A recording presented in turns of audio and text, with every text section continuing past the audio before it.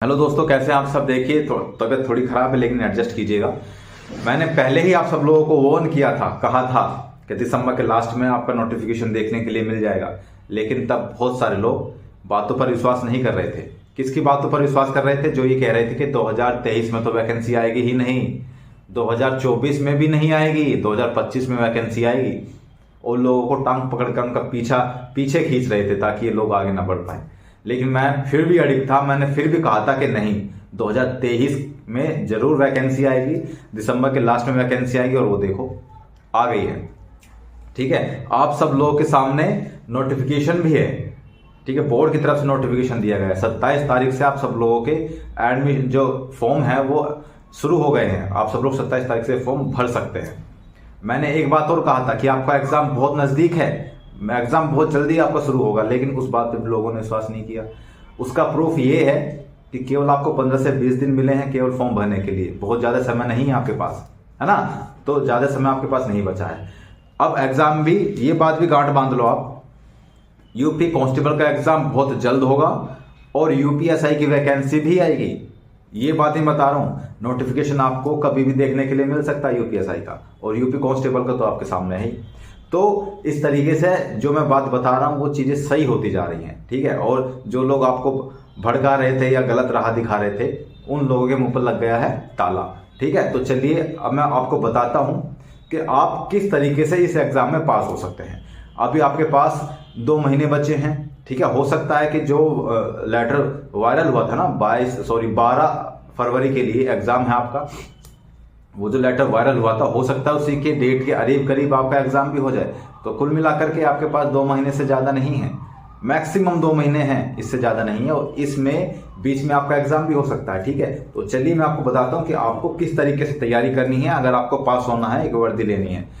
जो चीजें बताई सही साबित हुई हैं, ये चीजें बता रहा हूं, ध्यान से सुन लेना अगर लेना है तो सिलेक्शन। ठीक है, आपके 4 सब्जेक्ट हैं।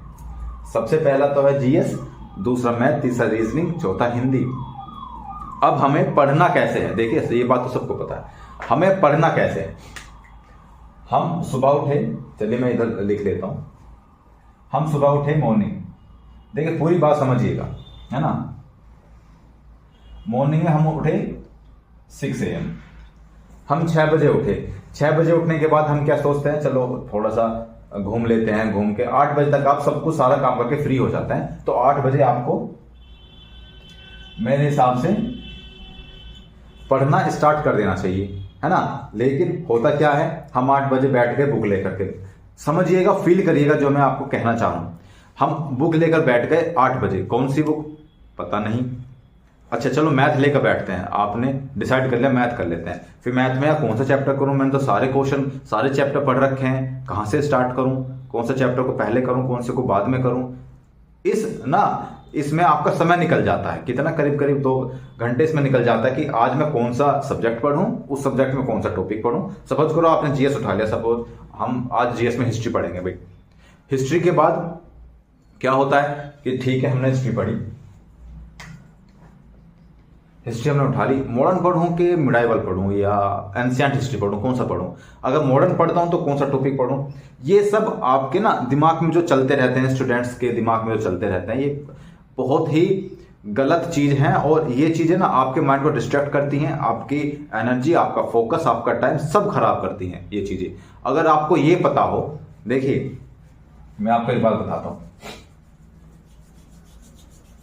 अच्छा, अगर आपको ये पता हो कि आज मैं सुबह उठा और सुबह उठते ही मुझे आज रीजनिंग में ये वाला टॉपिक पढ़ना है, मैथ में ये वाला टॉपिक पढ़ना है, जीएस में ये वाला टॉपिक पढ़ना है और हिंदी में ये वाला टॉपिक पढ़ना है, इसके अलावा मुझे कुछ पढ़ना ही नहीं है। और ये बात भी कंफर्म है कि टाइम से पहले ये सारी चीजें आपके सिलेबस कंप्लीट हो जाएगा आपके एग्जाम से पहले। अगर आपको इतना कंफर्म है तो आप सुबह उठते अपने टारगेट को कंप्लीट करने लग जाते हैं कि आज मेरा टारगेट ये है कि आज मैं हिंदी का ये वाला टॉपिक पढ़ूंगा, आज मैं जीएस का ये वाला पढ़ूंगा। इस तरीके से आप अपने टारगेट को कंप्लीट कर लेते हैं पूरे दिन में। और आप दिन के जब लास्ट होता है, जब आप सोचते हैं कि आज मैंने क्या पढ़ा, तब आपको एक संतुष्टि मिलती है कि आज मैंने ये वाले टॉपिक पढ़ लिए हैं। ठीक है, और अगले दिन मुझे इससे अगले वाले टॉपिक पढ़ने हैं। मुझे सोचने समझने की जरूरत ही नहीं है कि आज मैं किस बुक से पढ़ूं, कौन सा टॉपिक पढ़ूं, कौन सा सब्जेक्ट पढ़ूं। तो आपकी कितनी एनर्जी, कितना समय बचता है इस चीज को लेकर के, आपका काफी समय बच जाता है। ठीक है ना। उसी के लिए अगर ये चीजें आप कर सकते हैं, आप डेली अपना टारगेट सेट कीजिए। मैं ये नहीं कह रहा कि आप कहीं और से इसको बाई करें, आप अपने आप कीजिए। डेली आप अपना टारगेट सेट कीजिए, हिंदी का, मैथ का, रीजनिंग का, जीएस का, और डेली सुबह उठते टारगेट सेट करके उस पूरे टारगेट को कीजिए। लेकिन शर्त यह है कि आप एक भी दिन मिस नहीं करेंगे, आप एक भी दिन मिस नहीं करेंगे। अगर आपने मिस कर दिया तो मान करके चलिए अगले दिन आपके पास और ज्यादा बर्डन बढ़ जाएगा। डेली अगर आप 8 से 10 घंटे अभी भी पढ़ते हैं, 8 से 10 घंटे अभी भी अगर आप पढ़ते हैं, तो मानकर चलिए कि आप दूसरों से बहुत आगे निकल जाएंगे। काफी समय है 8 से 10 घंटे, ठीक है। अगर आप ये चीज नहीं कर सकते हैं तो एक पर्सनल मेंटरशिप प्रोग्राम स्टार्ट किया गया है यूपी कांस्टेबल के लिए। अगर आप उसमें ऐड होना चाहते हैं तो 1-2 दिन पहले मैंने वीडियो अपलोड की थी, आप जाकर के उसे देख सकते हैं किस तरीके से ऐड होना है उसमें। उसमें आपको ये सारी चीजें मिलेंगी, आपको मटेरियल मिलेगा, आपको टारगेट मिलेगा कि आज आपको क्या पढ़ना है, कितना पढ़ना है, किस टॉपिक को कितना समय देना है, किस टॉपिक के बाद पढ़ना है, सारी चीजें आपको मिलेंगी। आपको टेंशन ही नहीं लेनी कि आज मुझे क्या पढ़ना है। और समय से पहले, एग्जाम से पहले आपका पूरा सिलेबस कवर उसमें होगा, पूरी टेस्ट उसमें कवर होंगे, रिवीजन उसमें कवर हो जाएगा, सब कुछ कवर हो जाएगा। अगर आपको उसमें जुड़ना है तो आप मुझे व्हाट्सएप कर सकते हैं।